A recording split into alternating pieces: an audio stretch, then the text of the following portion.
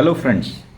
आज मैं अपना जो मैसेज है वो हिंदी और इंग्लिश में रखूँगा, क्योंकि ये मेरे नॉर्थ इंडियन फ्रेंड्स के लिए हैं। क्योंकि ये चीज़ ज़्यादा साउथ इंडिया में तो नहीं दिखती है, नॉर्थ इंडिया में बहुत ज़्यादा दिखने लगी है आजकल। जब हम लोग 1980s में नॉर्थ इंडिया में थे, मतलब मैं अपना स्कूलिंग वगैरह सब नॉर्थ इंडिया में किया है। मेरे फादर आर्मी में थे, तो इसलिए मुझे केंद्रीय विद्यालय में पढ़ने का अवसर मिला। तो वहाँ पे हम लोग रोज़ सुबह जब हम स्कूल जाते थे तो हम लोग से सबसे पहले प्लेज बुलवाया जाता था, I love my country, all Indians are my brothers and sisters. फिर ये गाना भी हम लोग गाते थे, क्या सारे जहाँ से अच्छा हिंदू सिता हमारा, हम बुलबुलें हैं जिसकी ये गुलसिता हमारा। तो पहले हम लोग को यही सिखाया जाता था कि हर कोई हमारा भाई बहन है। गुलसिता यानी कि जो फूलों का जो गार्डन होता है वो होता है, जिसमें कि अलग अलग तरह के अलग अलग रंग वाले गुलाब दूसरे फूल होते हैं। लेकिन आज हमको क्या हो गया है, आज हम सबको अपना भाई बहन मानने से क्यों इनकार कर रहे हैं? क्यों हम एक ही रंग के पीछे घूम रहे हैं? क्यों हमें एक ही रंग चाहिए? ज़रा सोच के देखो, अगर तुम्हारा गार्डन है और तुम्हारे गार्डन में सिर्फ एक ही रंग के फूल होंगे तो क्या वो अच्छा रहेगा? मुझे तो वो भद्दा दिखेगा, क्योंकि हर रंग का फूल ही जो होता है वो गुलिस्तान बनाता है। तो हमें आज कई चीज़ों को समझना पड़ेगा कि ऐसा क्यों हो रहा है। ऐसा क्यों हो रहा है? क्या हमारी राजनीति और हमारा धर्म जो है, जो राज धर्म के खिलाफ तो नहीं जा रहा? क्योंकि राज धर्म किसी धर्म के आधारित नहीं होता है, किसी रंग या किसी वर्ग के आधारित नहीं होता है। तो हमें ये समझना पड़ेगा कि क्यों राजनेता लोग कई सालों से हमें इसी चीज़ों को सिखा सिखा के, जहर लगा लगा के, आज जो हम मणिपुर की हालत देख रहे हैं, वहाँ पे दो समुदाय आपस में लड़ रहे हैं। एक हिंदू समुदाय है और एक क्रिश्चियन समुदाय है। ये आपस में लड़ रहे हैं, आपस में मार रहे हैं, जला रहे हैं, रेप कर रहे हैं। फिर भी हम समझ नहीं पा रहे कि ये कौन करा रहा है, ये क्यों करा रहा है, और हम क्यों इस चक्कर में पड़ रहे हैं।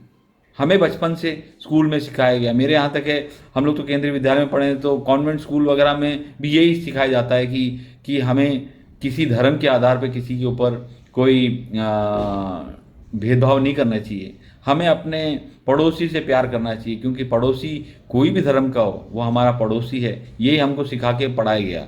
आज की डेट में ऐसा नहीं हो रहा है, आज की डेट में काफ़ी डिफरेंस हो गया। लेकिन मैं बात कर रहा हूँ कि 70s और 80s के टाइम में इस चीज़ में बहुत ज़्यादा ध्यान दिया जाता था। उसका हमें बहुत फ़ायदा भी हुआ। हम लोग, उस जनरेशन ने काफ़ी अच्छी पढ़ाइयाँ की, उन्होंने भाषाएं सीखी। पहले नहीं बोला जाता था कि अंग्रेजी अंग्रेज़ों की भाषा है, हमें अंग्रेजी सिखाया गया। हम लोग भी सोचते थे जब पढ़ते थे तो यार क्यों पढ़ रहे हैं हम इसको, हम हिंदी पढ़ेंगे, हमें अंग्रेजी क्यों सीखना है? क्योंकि स्कूल में बोला जाता था कि अंग्रेजी में बात करो, तो लेकिन हम लोग फिर भी हिंदी में बात करने की कोशिश करते थे। तो ये चीज़ का आज हम लोगों ने, जब करीब मैं 20 साल बाहर रहा, बाहर काम किया, तो मुझे ये रियलाइज़ होता है कि भाषा सीखने का कितना ज़्यादा वो हुआ। चाहे वो हमारे आईटी में हो, चाहे हमारे इसमें हो, उस भाषा का काफ़ी उपयोग हुआ। आज हमारी जो लेबर फोर्स है, जो इंडिया की जो फोर्स है, वो दुनिया में चारों तरफ फैली हुई है। इसीलिए आज हम देखते हैं कि हमारा प्रधानमंत्री कहीं पहुंचता है तो वहाँ पे उनका स्वागत होता है, क्योंकि वहाँ के लोग भी ये चीज़ को समझते हैं कि जो इनका नेता आ रहा है, ओके, उसको अगर स्वागत नहीं किया तो यहाँ के जो लोग हैं वो बुरा मान जाएंगे। और दूसरा एक और कारण है कि आज हमारा जो लेबर फोर्स है वो यंग लेबर फोर्स है, और ये जो यंग लेबर फोर्स है वो उनके फ़ायदे का है। क्योंकि अगर देखोगे, अगर अमेरिका को या यूरोप को देखोगे तो वो काफ़ी ज़्यादा डिपेंडेंट है चाइना के ऊपर, और चाइना जिस तरह से ग्रो कर गया है वो या आज उनसे भी ऊपर निकल गया है। तो जब उनसे ऊपर निकल गया है तो उनको लगने लगा है कि अब चाइना जो है हमारा थ्रेट हो सकता है। अगर उसने कल को चीज़ें देना बंद कर दिया तो हम कैसे सर्वाइव करेंगे? तो उन्होंने इंडिया को एक अपना ऑल्टरनेटिव माना है। लेकिन हम ये चीज़ को समझने के लिए कि हम क्यों इतने ज़्यादा पॉपुलर होते जा रहे हैं, इंडिया की इतनी डिमांड क्यों बढ़ती जा रही है, इसके जगह हम एक प्राइम मिनिस्टर को उसका रिस्पॉन्सिबल समझने लगे। हम लोग बोलते हैं कि 2014 के बाद जो है हमारा जो है बहुत ज़्यादा डंका बजने लगा है। डंका हमारा कभी प्राइम मिनिस्टर की वजह से नहीं बजा है, हमारा डंका बजा है क्योंकि हमारे जो लोग हैं वो विभिन्न देशों में जाकर उन्होंने काफ़ी अच्छा काम किया है, उन्होंने देश का नाम ऊंचा किया है, वहाँ पे उनका एक नाम बनाया है, एक स्थान बनाया है। आज अगर देखो, जैसे यूके में ही देख लो, आज वहाँ पे प्राइम मिनिस्टर कौन है? इंडियन है। एक ब्रिटिश कंपनी जो हम पर राज करती थी, आज वो इंडियन के हाथ में है। एक ब्रिटिश एम्पायर जो हम पर राज करती थी, आज वहाँ का प्राइम मिनिस्टर इंडियन है। तो हमें ये चीज़ों को समझ के गर्व महसूस करना चाहिए। आज देखो अमेरिका में चाहे माइक्रोसॉफ्ट को ले लो, चाहे गूगल को देख लो, सब इंडियन लोग वहाँ पे सीईओ बन के बैठे हुए हैं। तो क्यों ये पॉसिबल हो चुका? क्योंकि हम लोगों ने एजुकेशन को बहुत ज़्यादा इम्पोर्टेंस दिया, हमने भाषाएं सीखी, हमने विभिन्न भाषाएं सीखी, जिस राज्य में गए उस राज्य की भाषा सीखी, जिस देश में गए उस देश की भाषा सीखी। तो हमने कभी स्टेट के हिसाब से डिफरेंस नहीं माना, हमने देश के हिसाब से डिफरेंस नहीं माना, हम लोगों ने उस हिसाब से अपने आप को बदला। और आज हम देख रहे हैं कि हम वापस उसी स्टेट में जाने की कोशिश कर रहे हैं जो हम कई सालों पहले थे। हमें आज सिखाया जाता है कि हमारा ये धर्म बड़ा है, हमारा वो धर्म बड़ा है, उसका धर्म खराब है, इसका धर्म खराब है। तो ये चीज़ों को देख के लोग जो हैं, जो पहले दोस्त हुआ करते थे, आज धर्म के नाम पर आपस में बात करना बंद कर रहे हैं। सोशल मीडिया पे हम देख रहे हैं कि लोग आपस में ही कमेंट कर रहे हैं। हम उस प्रधानमंत्री या उस पार्टी के लिए कमेंट कर रहे हैं जो आपके लिए बचाने के लिए आपको नहीं आएगा। अगर आपको कोई ज़रूरत पड़ी तो आपका पड़ोसी ही आपके काम आएगा। लेकिन हम देख रहे हैं कि उस पड़ोसी की जगह हम टीवी में, मोबाइल में, सोशल मीडिया में नफ़रत की बातें सुनते हैं और उस हिसाब से हम अपने पड़ोसी से उस तरह से व्यवहार करने लगते हैं। आज मणिपुर का जो चीज़ चल रहा है, सरकारें जो हैं जवाब देना नहीं चाहती, पार्लियामेंट जो है चल नहीं रहा है, अपोजिशन वीक होती जा रही है। हम देख रहे हैं कि राहुल गांधी ने किसी का नाम ले लिया तो उसको पार्लियामेंट से बाहर कर दिया गया, कल भी संजय सिंह को बाहर कर दिया गया। तो इस तरह से अगर हम अपोजिशन को निकालते जाएंगे तो सरकार से सवाल कौन पूछेगा? सरकार की जिम्मेदारी कौन लेगा? सरकार जो है राजा बन के बैठ गई है।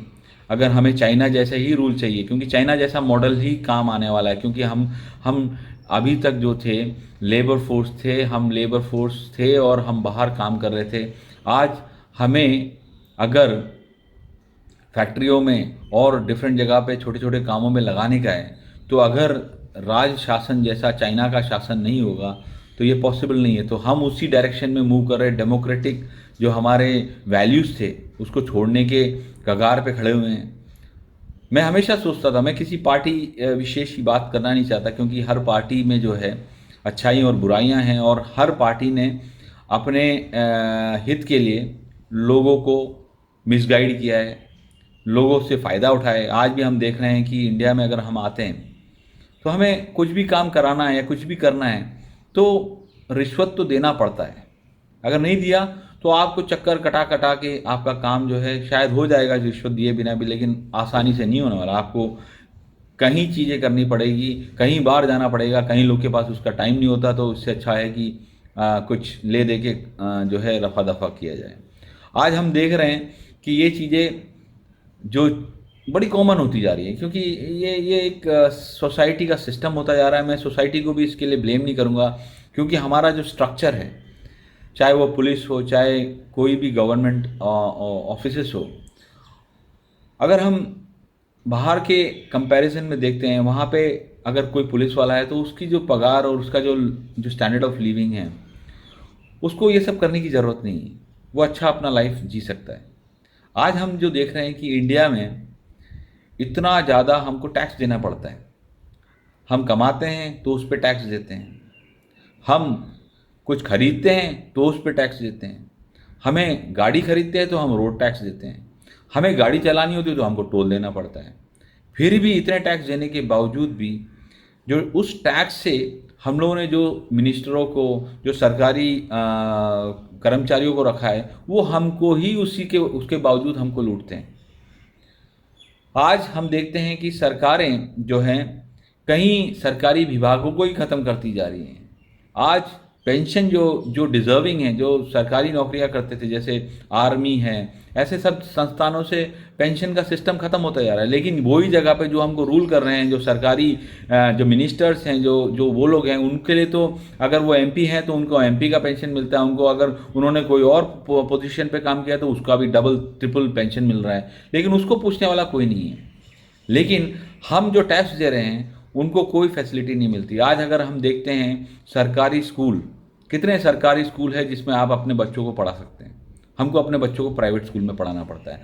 कितने सरकारी हॉस्पिटल है जहाँ पे हम अपने बच्चों को ट्रीटमेंट के लिए लेके जा सकते हैं, बहुत कम है, आप लेके नहीं जा सकते, वहाँ की स्थितियाँ इतनी ख़राब है। तो हम टैक्स दे के हमको बदले में सरकार हमको क्या अच्छी सुविधा क्यों नहीं दे पाती? क्योंकि उसका कारण ये है कि जो सरकारी स्कूलों में जो टीचरें पढ़ा रही हैं उनके बच्चे दूसरे प्राइवेट स्कूलों में पढ़ते हैं, वो अपने बच्चों को वहाँ पढ़ाए तो ऑटोमेटिकली वहाँ का स्टैंडर्ड बढ़ेगा। जो मिनिस्टर है, जो सरकारी खर्चे पे सरकारी पगार पाते हैं, वो अपने बच्चों को विदेशों में पढ़ाते हैं, तो कैसे कॉलेज और स्कूलों की स्थिति बढ़ेगी? हमें ऐसे सरकारी नौकरों को इस चीज़ पे कंपलसरी कर देना चाहिए कि वो अपने बच्चों को सरकारी स्कूलों पे ही पढ़ा पाए। वैसे ही हॉस्पिटल की जब बात करते हैं, अगर अस्पतालों में अगर वो अपने अपने चिकित्सा के लिए वहीं पे जाए, वो अपने ट्रीटमेंट के लिए अगर विदेशों में नहीं जाते और उसी सरकारी हॉस्पिटल में जाना पड़े उनको, तो ऑटोमेटिकली इन सरकारी अस्पतालों को भी स्टैंडर्ड बढ़ेगा। लेकिन ऐसा नहीं होता है, वो अपने बच्चों को बाहर पढ़ाते हैं, वो अपने बच्चों को विदेशों में ले आके ट्रीटमेंट कराते हैं, तो हमारे सरकारी स्कूल और सरकारी अस्पताल कैसे आगे बढ़ेंगे? नहीं बढ़ेंगे। तो हमें टैक्स देने का फ़ायदा क्या है? रोड आप देखते हो, रोड में टैक्स देते हो, टोल देते हो, लेकिन फिर भी क्या गड्ढे के बिना वाले रोड आपको मिलते हैं? या मिलते नहीं है तो आज जो अगर आप देख रहे हो कि इतने सारा रोड बना रहे हैं, वो रोड सब आपके कर्जे के तौर पे बन रहा है।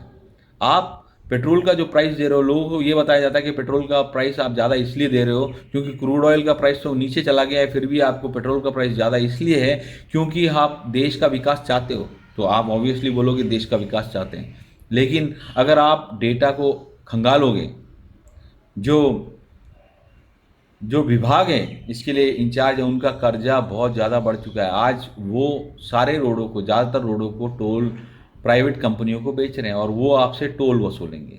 तो आपको अगर रोड चाहिए तो आपको टोल देना पड़ेगा। तो मैं कहना ये चाह रहा हूँ कि जाति के और धर्म के आधार पर आपस में बांट कर आपसे वोट तो ले सकते हैं, लेकिन आपको कोई सुविधा नहीं दे सकते। आपको टैक्स तो ले सकते हैं, लेकिन आपको उस टैक्स का कोई भी गुण वापस नहीं मिल सकता, चाहे वो आपके बच्चों को पढ़ाने के लिए हो, चाहे आपको ट्रीटमेंट देने के लिए हो। तो ये कैसे बदलेगा? आज विपक्ष सवाल पूछने की स्थिति में नहीं है। अगर वो सवाल पूछते हैं या सवाल के लिए आवाज़ उठाते हैं तो उनको पार्लियामेंट से ही बाहर कर दिया जाता है। आज देख रहे हैं कि ओलंपिक्स के जो गोल्ड मेडलिस्ट हैं वो सवाल पूछते हैं तो उनको आतंकवादी है, किसान सवाल पूछता है तो वो आतंकवादी है। तो क्या चल रहा है? क्यों हो गए हम ऐसे? हमने तो अच्छी पढ़ाइयाँ की थी, हमने समझा था, लेकिन क्या यही देश हम चाहते हैं? बोलते हैं कि देश का डंका विदेशों में बच रहा है। अरे हम मणिपुर की बातें विदेशी पार्लियामेंटों में, यूरोप में जो है पार्लियामेंट है, यूके के पार्लियामेंट है, अमेरिका के पार्लियामेंट है, वहाँ पे मणिपुर की बातें हो रही हैं, लेकिन हमारे संसद में मणिपुर की बात करने के लिए कोई नहीं है। जब मणिपुर की बात करते हैं तो राजस्थान की बात चालू कर देते हैं, बंगाल की बात चालू। अरे हम जब एक एक करके निपटाएं चीज़ों को, पहले जहाँ पे आग लग रही है, जहाँ पे लोग मर रहे हैं, जहाँ पे लोगों का रेप हो रहा है, वहाँ की बात कर लें पहले। जब हम घोटाले की बात करते हैं तो बोलते हैं कांग्रेस के टाइम में भी घोटाला होता था। जब कांग्रेस के टाइम में घोटाला होता था हमने माना, अभी तो आपको बिठाया, आपको यहाँ पे 10 साल हो गए, आप कुछ क्यों नहीं कर रहे? मैं पार्टी के बारे में ज़्यादा बात नहीं करना चाह रहा, क्योंकि हर पार्टी अपना फ़ायदा उठाती है। लेकिन मैं पूछ रहा हूँ कि जब आपसे सवाल किया जाता है तो आप बोलते हो कि पहले भी ऐसा होता था। तो पहले भी ऐसे होता था तो आप में और पहले वाले में क्या अंतर रहा? आप भी वहीं उसी कॉइन के दूसरे साइड हो, हेड और टेल हो। फ़ायदा क्या? जनता को क्या मिला? खोटा सिक्का ही मिला। तो इसीलिए जब आप धर्म और जाति के नाम पे आपस में लड़ते हो तो पहले सोच लेना कि आपका पड़ोसी ही आपके काम आने वाला है। ये जितने लीडर हैं जो आज मोबाइल पे, इंटरनेट पे और सोशल मीडिया के तौर पे आपको बड़े उपदेश देते हैं और आपको भड़काते हैं, आज देख लो मणिपुर में इंटरनेट भी नहीं है। उनको ना इंटरनेट है, उनके हाथ में मोबाइल तो रखा है, वो वीडियो तो ले सकते हैं, जो वहाँ पे दहशतगर्दी चल रही है उसका वीडियो तो ले सकते हैं, लेकिन वो सोशल मीडिया में डालने के लिए उनके पास इंटरनेट भी नहीं है। आज सरकार आपकी आवाज़ को दबा रही है और आप जय श्री राम, बजरंग बली, अल्लाहू अकबर ये बोल बोल के अपने आप खुश होते जा रहे हैं। लेकिन आपका क्या हो रहा है, आपको शायद पता नहीं है कि हर साल 2.5 लाख लोग अपना सिटीजनशिप छोड़ रहे हैं, वो विदेशों में जा रहे हैं। वो कहाँ जा रहे हैं? वो अमेरिका में जा रहे हैं, वो कहाँ जा रहे हैं? कनाडा में जा रहे हैं, वो कहाँ जा रहे हैं? न्यूजीलैंड में जा रहे हैं। क्यों? क्योंकि वहाँ पे जो है धर्म के आधार पर नहीं होती आपकी राजनीति। वहाँ पे धर्म, कोई पॉलिटिशियन धर्म नहीं बोलता, वो ये बोलता है कि क्या एजुकेशन सिस्टम में क्या बदलाव लाए, हेल्थ केयर में क्या बदलाव लाए, आपके जीवन को बेहतर बनाने के लिए उन्होंने क्या किया, इस आधार पर वो वोट मांगते हैं। धर्म के आधार पर वोट नहीं मांगते हैं, क्योंकि धर्म आपको खाने को नहीं देता, धर्म आपके बच्चों को पढ़ाई के लिए अवसर नहीं देता, धर्म आपके बच्चों को नौकरी नहीं देता। तो धर्म के नाम पर लड़ना बंद करो और कुछ तो अपना दिमाग यूज़ करो कि अगर आपके ऊपर कुछ आई तो आपका पड़ोसी ही आपके काम आएगा, आपका दोस्त ही आपके काम आएगा, चाहे वो हिंदू हो, चाहे वो मुसलमान हो, चाहे वो क्रिश्चियन हो, चाहे वो सिख हो। अगर हिंदुस्तान में एकता नहीं बनी रही तो इसी तरह लोग यहाँ से छोड़ छोड़ कर जाते रहेंगे और ये गुलिस्तान जो है सिर्फ एक रंग का गुलिस्तान हो जाएगा। उसकी स्थिति वैसी हो जाएगी जैसे आज पाकिस्तान की हो गई है, जो कि एक रंग चाहता था, हरा रंग चाहता था, आज कोई और रंग इंडिया में चाह रहा है। तो हमें वो स्थिति चाहिए कि जहां आज हम इंडियन लोग छोड़ छोड़ कर जा रहे हैं, चाहे वो अमेरिका हो, चाहे कनाडा हो, चाहे ऑस्ट्रेलिया हो, क्योंकि वहाँ पे धर्म नहीं है, वहाँ पे लोगों का बेहतर जीवन है। उस जीवन को देख के लोग वहाँ को जा रहे हैं। तो हम अपने पॉलिटिशियन से पूछें कि आप हमारे लिए क्या कर रहे हैं, एजुकेशन के लिए क्या कर रहे हो, हमारे हेल्थ केयर के लिए, ना कि धर्म के बारे में बात करते रहें, मंदिर मस्जिद गिरजा की बात करते रहें।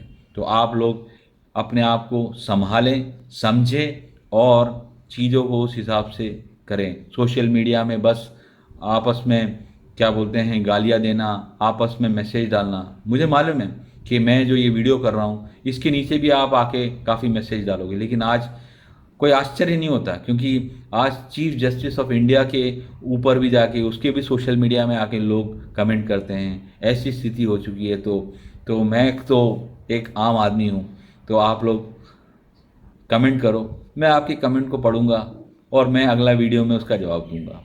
धन्यवाद।